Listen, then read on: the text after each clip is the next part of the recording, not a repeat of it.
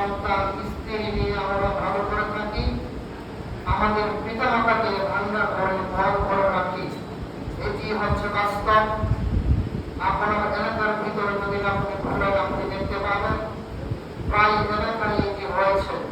সম্মানিত উপস্থিতি, অথচ আল্লাহ রাব্বুল আলামিন নিজেই বলেছেন যে আল্লাহর ইবাদতে পড়ে তোমরা তোমাদের পিতামাতার সাথে সদাচরণ করবা। এ কথাই রাব্বুল আলামিন সূরাতুল লুকমান 14 নম্বর আয়াতে বলেন। আল্লাহ রাব্বুল আলামিন বলেন, ওয়াসাইনাল ইনসানা বিওয়ালিদাইহি হামালাতুহু উম্মুহু ওয়াহনান আলা ওয়াহনিন। আল্লাহ রাব্বুল আলামিন আমাদেরকে মানুষদেরকে নির্দেশ দিচ্ছেন যে তোমরা তোমাদের পিতামাতার সাথে সৎ ব্যবহার করো। কেননা তোমাদের মাতা তোমাদেরকে কষ্টের পর কষ্ট করে গর্ভ ধারণ করেছে। এবং কি একাধারে অবশ্য দুধ পান করিয়েছে তোমার মাতা। আল্লাহ বলতেছেন আমার প্রতি কৃতজ্ঞ হও এবং কি কৃতজ্ঞ হও তোমাদের পিতামাতার প্রতি। আল্লাহর প্রতি কৃতজ্ঞতা শুকরিয়া প্রকাশ করতে হবে, পিতামাতার প্রতিও শুকরিয়া প্রকাশ করতে হবে।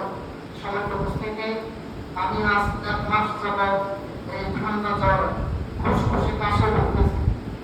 আমি এমবিবিএস ডাক্তার দেখিয়েছি, প্রায় 1 ট্যাবলেটের দাম 60 টাকা, কিন্তু এখনো ভালো হচ্ছে না। বলছেন না জানি আল্লাহ রাব্বুল আলামিন দেখি আমাকে কোন পাপের শাস্তি দিচ্ছেন, অথবা কোন পাপের শাস্তি আল্লাহ রাব্বুল আলামিন দিচ্ছেন, না হলে এই রোগের মাধ্যমে রাব্বুল আলামিন আমাকে গুনাহ মাফ করে দেবেন।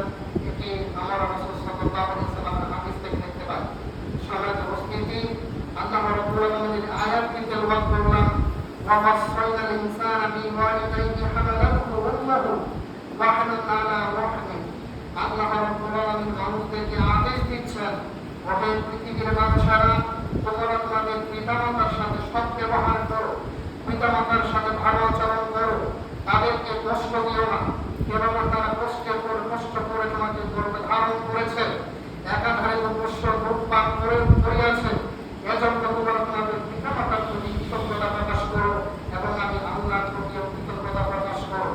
সম্মানিত উপস্থিতি, আল্লাহ রাব্বুল আলামিন আয়াতে পিতামাতার সাথে সৎ ব্যবহার করার জন্য নির্দেশ দিয়েছেন। আমরা যখন শৈশবে ছিলাম, আমরা যখন শিশুকালে ছিলাম, আমাদের পিতামাতা আমাদেরকে বহু কষ্ট করে মানুষ করেছে। একটি সন্তান মানুষ করা কতটা কষ্টের, যারা মানুষ করেছে তারাই জানে। সম্মানিত উপস্থিতি, এই জন্য রাব্বুল আলামিন বলতেছেন যে তোমরা তোমাদের পিতামাতার সাথে সদাচরণ করো, তোমরা তোমাদের পিতামাতার সাথে ভালো আচরণ করো।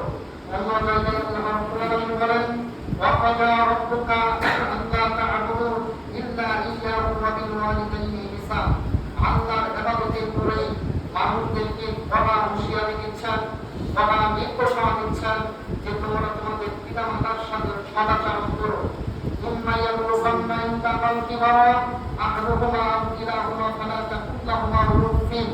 তোমার জীবদ্দশায় তুমি সন্তান পেটে থাকতে যদি তোমাদের পিতামাতার বিছানায় পড়ে বার্ধক্যে উপনীত হয়, তাহলে তোমরা তাদের সাথে কোনোদিন শব্দটি বলবা না। ওয়াকুল্লাহুমা কাওলান কারীমা, এবং তাদের সাথে শিষ্টাচারপূর্ণ সুন্দর কথা বলো, তাদেরকে ধমক দিও না, তাদেরকে কোনোদিন ধমক দিও না। ওয়াফিসতাহুমা জানাহাত যুল্লি মিনার রাহমাতি।